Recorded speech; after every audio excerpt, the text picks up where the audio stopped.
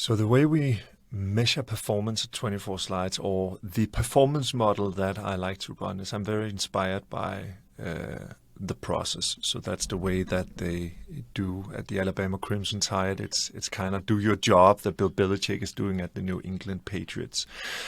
It's a matter of saying the results actually does not matter.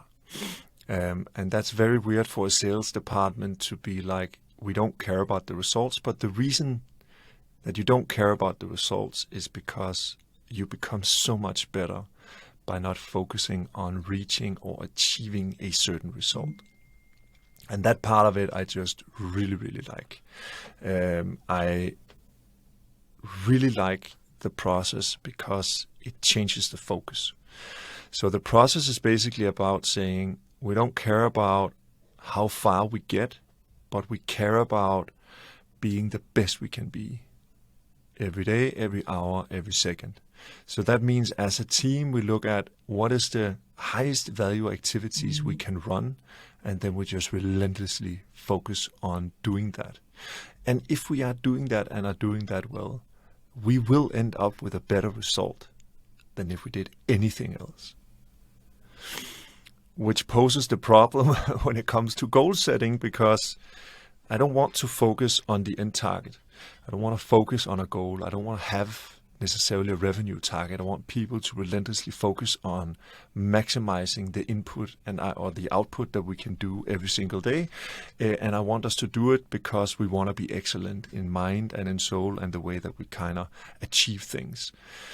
And if we do that and we do that well, then we will get a much better result than we would otherwise be able to do. But of course that poses a problem, because in a company you need financial planning, you need to forecast revenue, and you need some sort of kind of measuring success. And to be honest, I haven't solved that yet.